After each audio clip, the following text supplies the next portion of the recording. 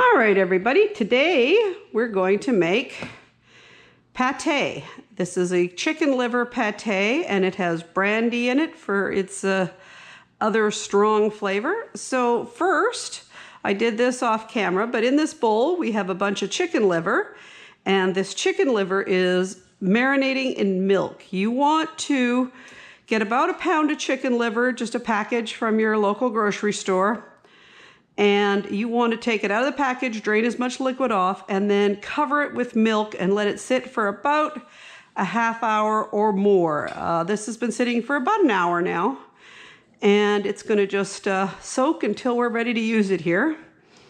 And here we have some shallots, and I'm just going to thinly slice these shallots, as thin as I can make them, with a paring knife. I don't need to be precise. I don't even need to get them all separated from each other. I just want to make very thin little strips of shallot so that it will fry up quickly.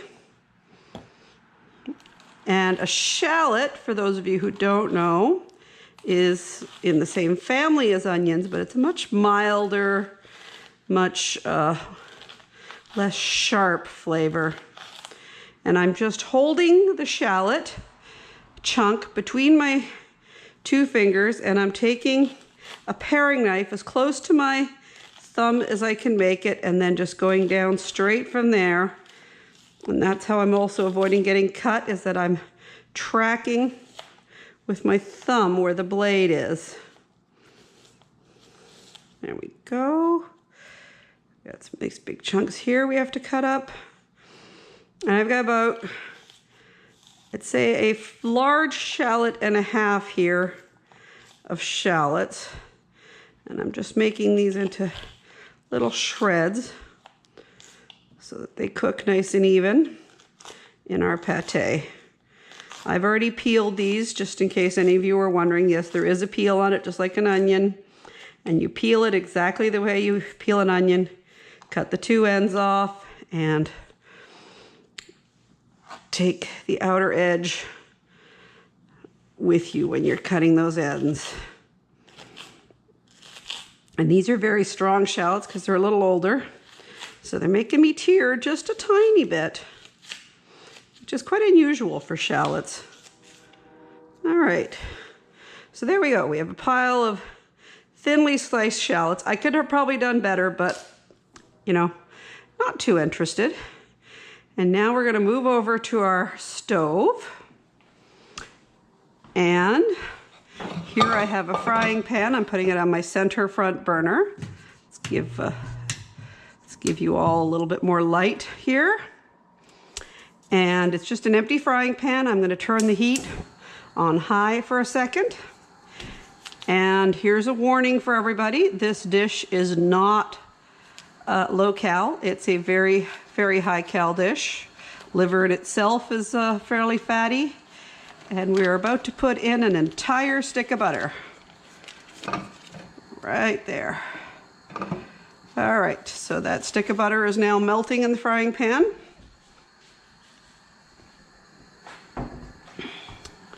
And I have the heat up on high right now, but I'm going to turn that down really quick here. There we go.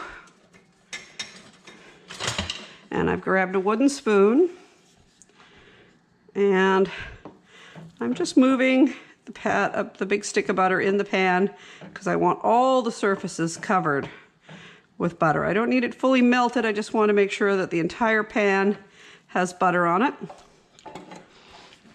And now I'm going to grab my cutting board again here, and we're just going to shovel these onions off of the cutting board into that oil or that butter.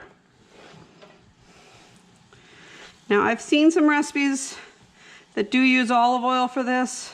I think butter gives a much nicer, nuttier, rich flavor, so I prefer butter.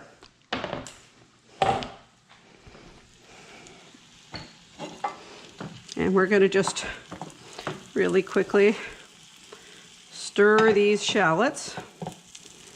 And you're hearing them hiss right now. our butter is almost completely melted, but so the onions are feeling a little hard when they hit the spoon. And the smell is really delicious.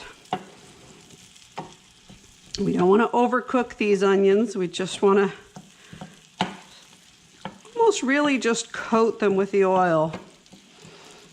And we'll kind of know that they're ready for the liver once the butter is fully melted and they start showing some softness from the spoon.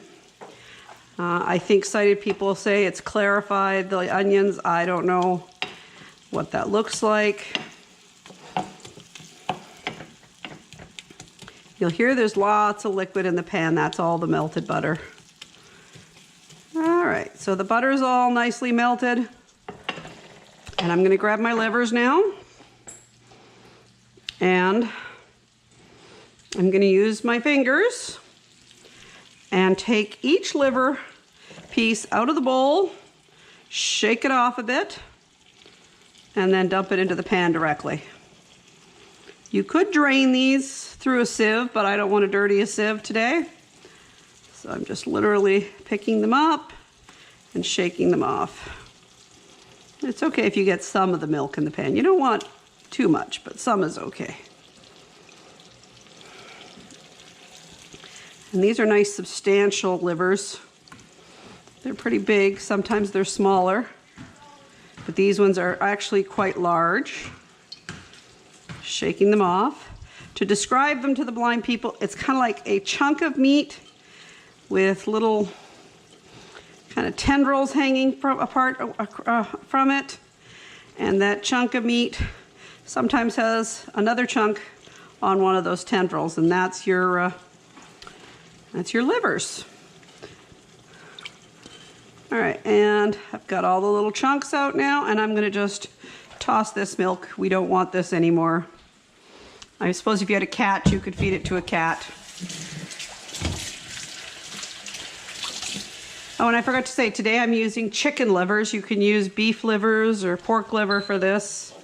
You might want to change your herbs and spices a bit, but the recipe I have is for chicken livers.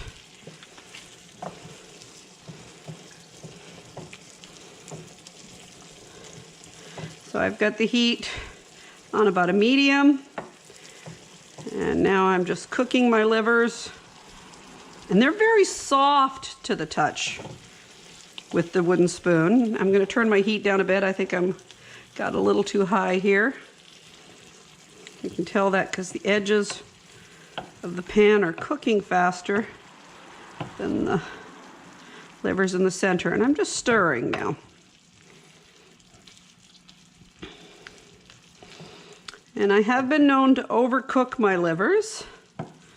So we don't really want them to get tough. This is not something you're looking for, a tough meat consistency. There we go.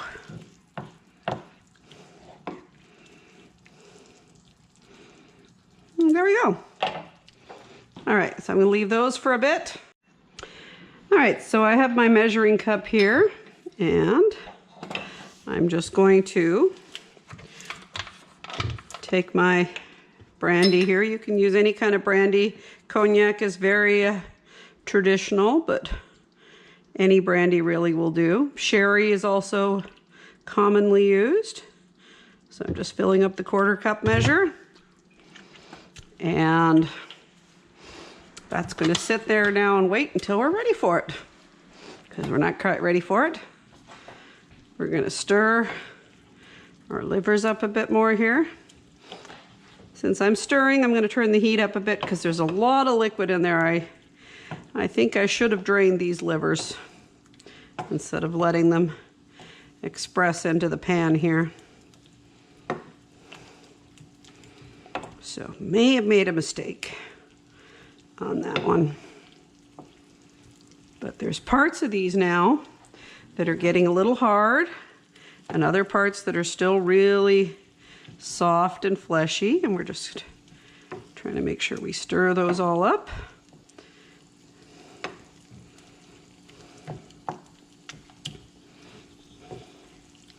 Yeah, lots of liquid in this pan.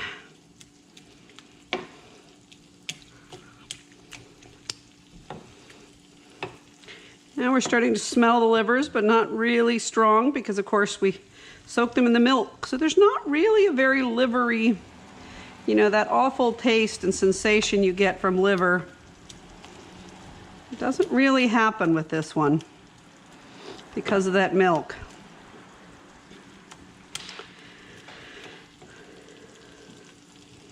Okay, I'm just gonna leave those alone for a bit. All right, so our smell is really starting to change here now. We've still got some nice fleshy bits in there, but we're actually getting to about the point we want to be at.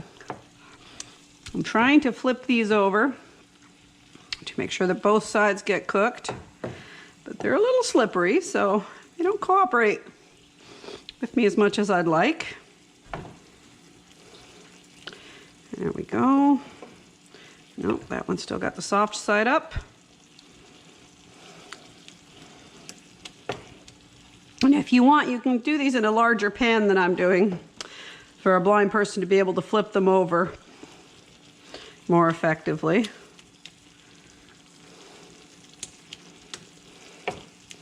Still got lots of liquid in this pan. So I'm going to kind of crank it up a bit and just stir really rapidly. We don't want these to burn, but we want some of that steam kind of coming off of these.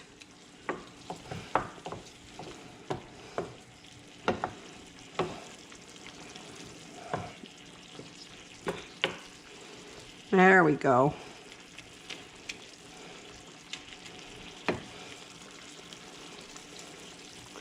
So each liver now, as it hits my spoon, is feeling really hard. And that's kind of what we're looking for. From that really soft, spongy, raw meat texture to a nice hard texture. Listen to that. Yeah, listen to that. And as I run my hand over it, there's lots of steam escaping from the pan.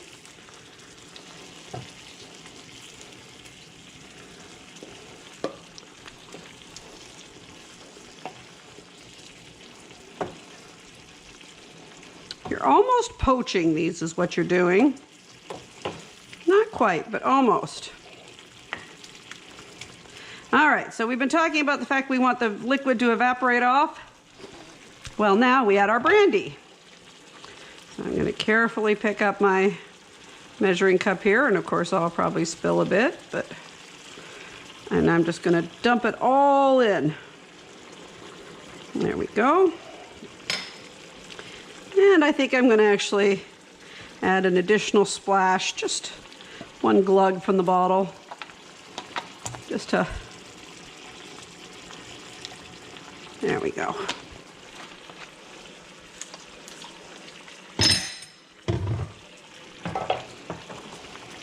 So what this is doing is the alcohol, of course, will burn off very, very quickly, but we're going to get the flavor of the brandy in here is what we're working on.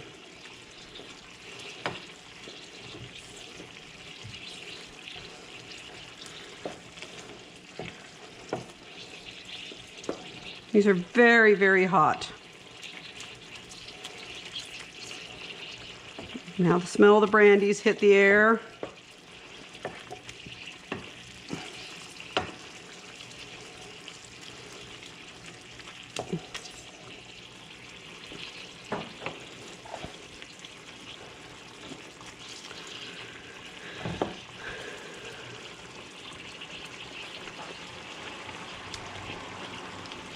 Now, there's two different kinds of pâtés, a pâté or a terrine.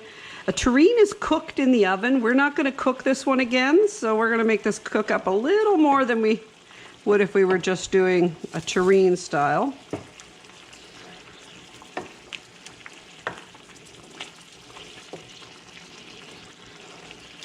But again, we don't want to overcook it because that gives it a bitter taste.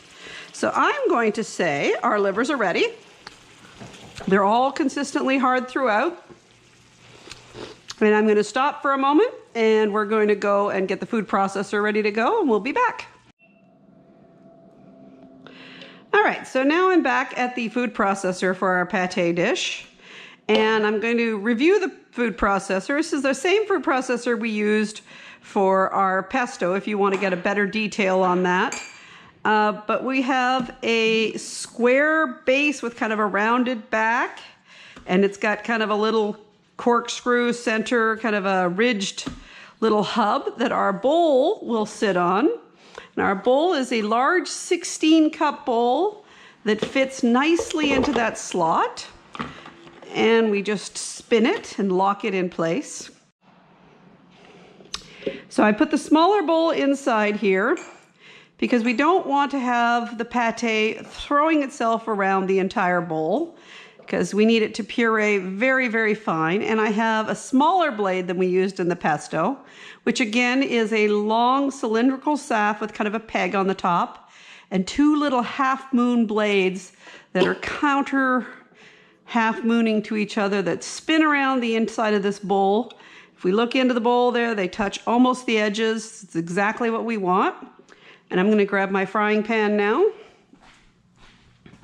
And we're going to pour this all in to our food processor as carefully as we can.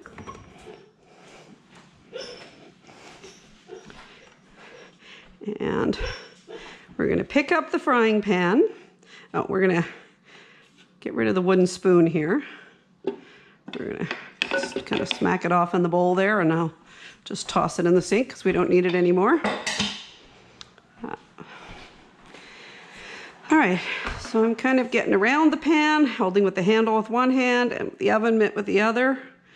Go over the center of the food processor where I can feel that little peg, and pour right into the bowl, just everything. There we go. Pushing a little bit off with my fingers. You can use a fork or a spoon for this. Okay, there we go. Just toss my frying pan now. And now we're going to add some seasoning. Grab my measuring spoons here.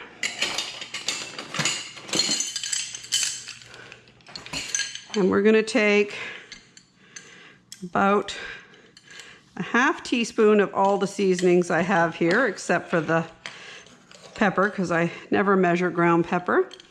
And I'm just going to put it into the mixer bowl. So it was a half teaspoon of salt and a half teaspoon of marjoram here. Oh, nope, we're going to go for 2/4 teaspoons because the half won't fit into the lip of the jar. There we go.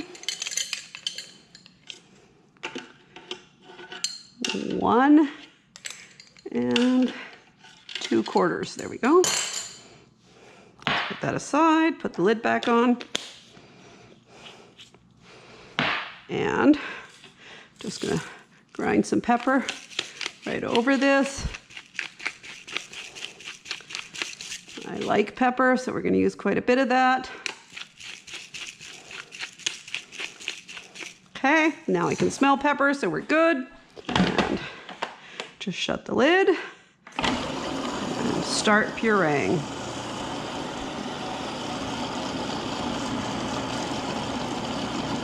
Turn it off and give it a check. Oh yes, very nice. It's very, very creamy right now, still quite liquidy, but we're gonna just let this blend to its heart's content while we get our pan ready for the pate. All right, so the pan we have here is a little miniature bread pan. It's about, I'd say 2 inches by 4 inches. And you could pour directly into this pan. It's an aluminum pan, so that tends to give some flavor. But what I'm going to do is I'm going to line this pan with an oversized piece of saran wrap. And this will help me take the pate out tomorrow and serve it to people as one nice large rectangular piece.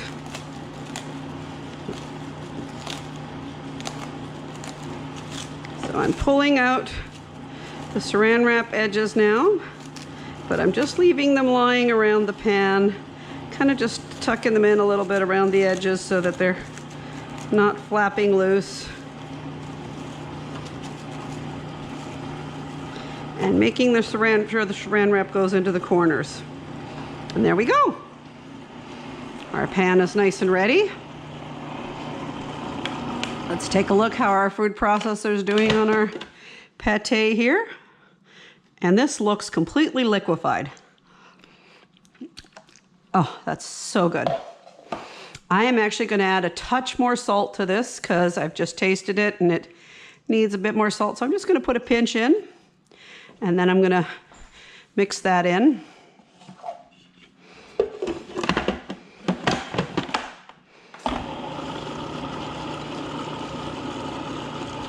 Well, I get our next tool ready. This is a very tool-intensive recipe.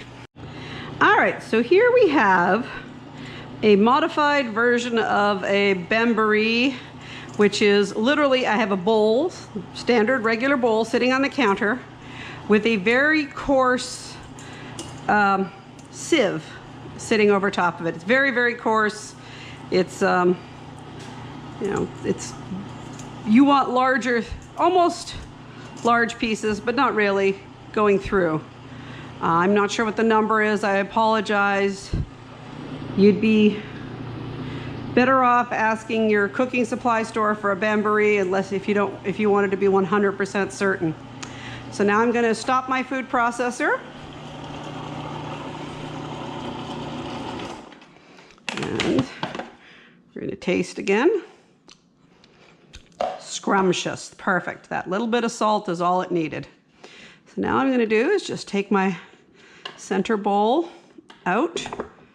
There we go, being careful. This is still quite hot, remember. And we're going to pour it through this sieve. So I'm just going to dump the bowl out. Ooh, the top of that blade was so hot. Here we go, everybody just look there. Okay, don't touch the metal top of the blade, I just learned. Put this down for a minute. We can pour more out of there in a second. We're just going to let this drain through.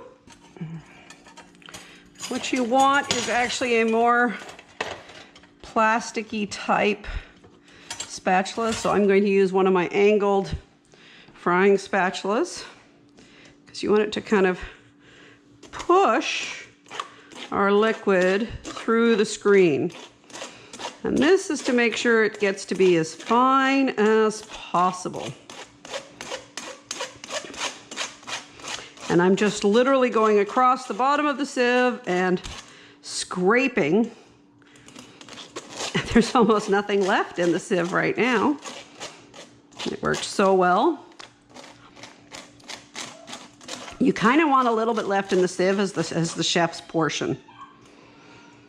All right, so I'm gonna see if I can take that blade now out of the, all right, so I've taken my blade out of the bowl right now, and I'm gonna put the bowl, making sure it's not dripping. Good, yeah, because this bowl, of course, it's a hollow tube where the blade was, and I'm just kind of scraping the blade off a little bit with my fingers, staying behind the cutting edge. You could do this with a spatula, but I'm feeling for the part that I want. And I'm going to just put this in the sink now.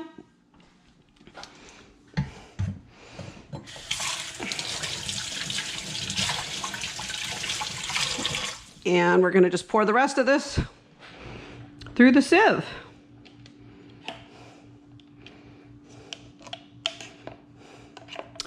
So I went to a class on how to make pate with a very dear friend of mine, because both of us really, really love pate, and Mike gave us that for my birthday.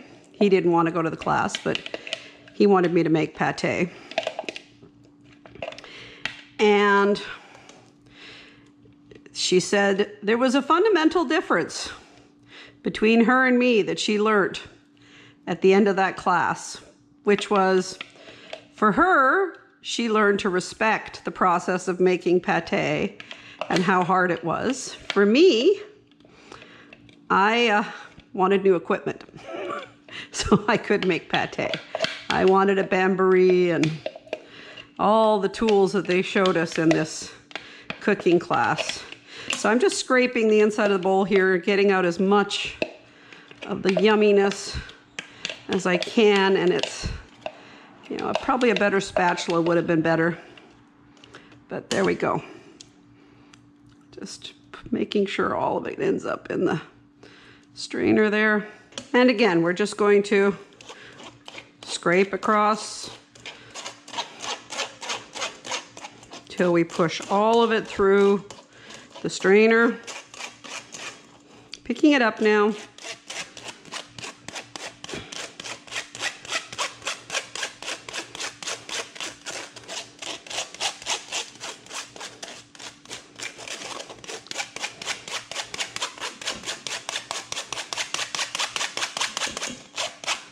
Okay, I'm just going to feel there and make sure how much I got left. Pretty much all of it is gone there. And the result in the bottom of the bowl is a much finer, creamier mixture.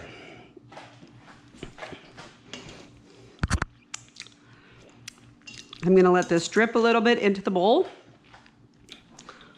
and we'll come back.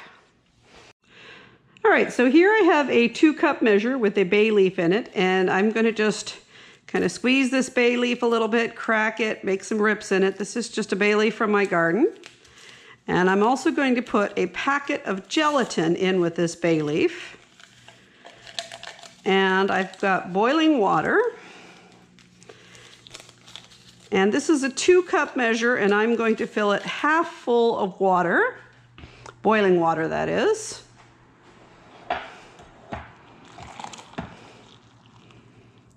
There we go, just half full. And now I'm going to grab a spoon and stir this up to dissolve that gelatin.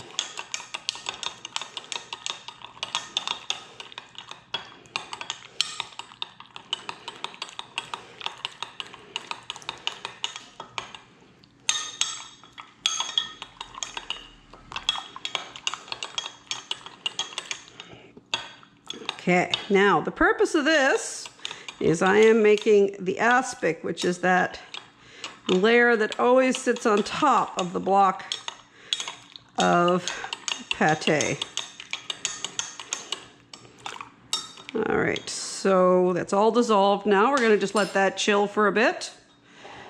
Well, we transfer all of our remaining liver here, which is not scraping off the bottom of the bowl, dripping off the bottom of the bowl. So I'm just going to use the same spoon I used here for the gelatin. Just scrape it all off. There we go.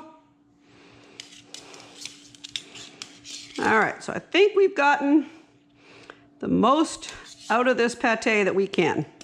Now, we're going to very carefully pour into our prepared little pan with the saran wrap.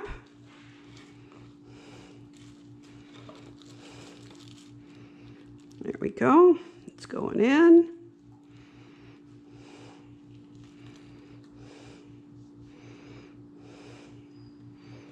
You'll see there that it almost halfway fills the pan. It's kind of lumpy. That's okay.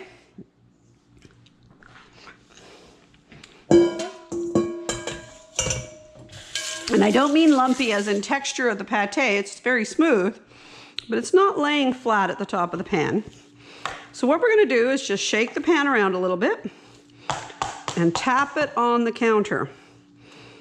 Tip it a little bit, tap. This will make the top surface lie a little flatter. Just shake it a bit, tap. And this also gets out any air bubbles we might have.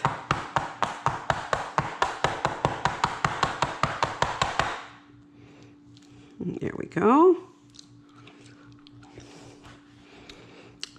And, all right, so now our water is slightly cooler. I just stirred it up a little bit more here.